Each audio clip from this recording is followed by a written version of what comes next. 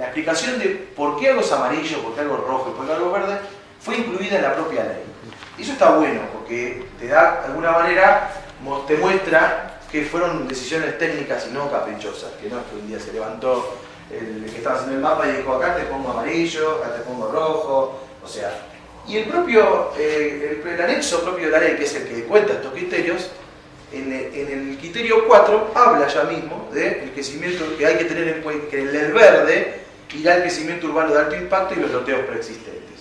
O sea que ya ese criterio, bajo lo que uno analiza jurídicamente, ya fue evaluado previamente. O sea que no debería tener necesidad de reevaluar esa cuestión. Justamente se tomaron en cuenta todos los loteos que ya existían en la medida y la mayoría están en verde, salvo algunas excepciones, que tienen que ver con que compiten con otro criterio, que puede ser el dependiente, que puede ser el que está cercano a una cuenca. Esos criterios de alguna manera compiten entre sí. El Estado tiene que tomar una decisión de la evaluación de dos criterios que compiten entre sí. Uno que me dice desmontar y el otro que me dice conservar. Entonces ahí toma una decisión.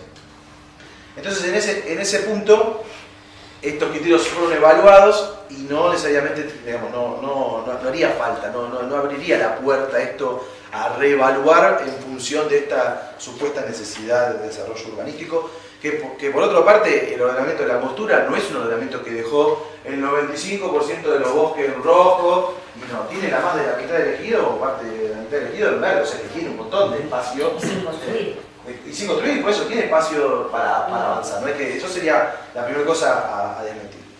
Después otro punto es el tema de las urbanizaciones en la categoría 3, el amarillo, el famoso amarillo urbano, la subcategoría del amarillo urbano, que tampoco en la ley nacional existe.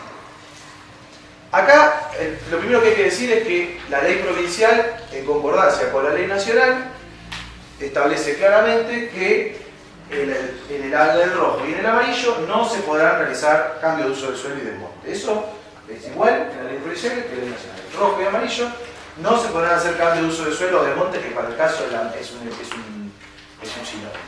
Y después ambas, tanto la ley provincial como la ley nacional, también dice lo mismo en cuanto a definir qué es cambio de uso del suelo, qué es desmonte. Entonces le dice toda acción antropogénica, o sea, todo acto humano que haga cambiar el bosque, su carácter de tal, digamos que lo va a desaparecer, para actividades tales como, podría no haber puesto eso, podría haber dicho para toda actividad, pero dio como ejemplos. Y cuando da esos ejemplos dice agricultura, ganadería, desarrollos urbanísticos. O dice, no sé si el desarrollo áreas urbanizadas. O sea que lo dice con todas las letras. En el amarillo y en el rojo no puede haber áreas urbanizadas, desmontes para áreas urbanizadas. Pero acá hay un bis, hay que reconocerlo, que es el artículo 19 de la ley provincial autoriza en la subcategoría amarillo urbano el desarrollo de infraestructura edilicia de bajo impacto. Y después en el anexo da una fórmula que básicamente implica, más o menos entendiendo que es un 15%, si se toma en cuenta que lo que ocupa la casa en el lote, más los metros que hay que dejar digamos, de área buffer para que no se te incendie la casa porque está en el bosque, más el camino que tenés que hacer para entrar a la casa. Todo eso se suma, entonces no tiene que superar supuestamente el 15% del lote donde estás construyendo. Ahora, está bien, y además dice respetar el principio de mantener la funcionalidad del sistema boscoso, que ahí es una evaluación distinta porque habría que ver si ese impacto, aunque fuera de un 15%, pudiera romper esa funcionalidad.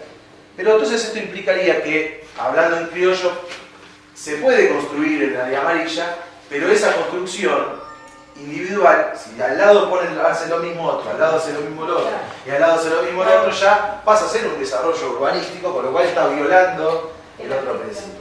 Entonces, hablando en criollo sería, se puede hacer una casa en el medio del bosque, pero lo que no debería hacerse es una urbanización en el área amarilla.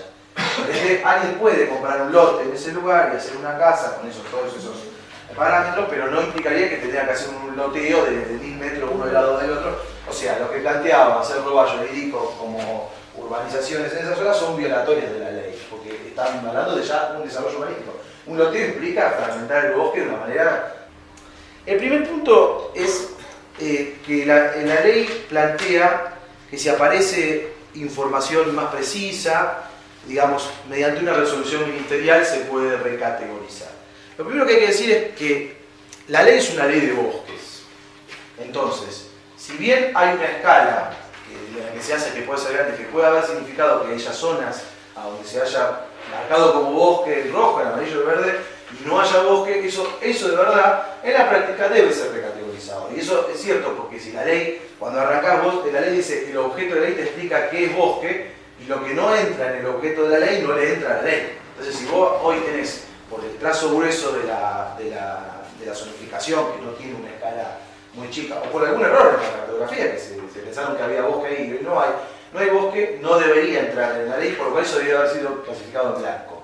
Con lo cual, en ese tipo de categorizaciones son aceptables desde ese punto de vista, porque son normalmente de poca escala, no va a haber una de 200 hectáreas que están como bosque y no es bosque. Son casos muy puntuales a donde seguramente se pintó de algún color y no necesariamente haya bosque. Y eso está bien que se recategorice, porque es ridículo que a un tipo no lo dejan construir, por lo menos bajo el criterio de la ley de bosque, no pueda construir nada no teniendo bosque. Si después no cumple otras ordenanzas municipales y de planeamiento urbano, es otra historia. Pero digo, no puede ser la excusa de la ley de bosque el de no construir cuando no tiene bosque en el lugar.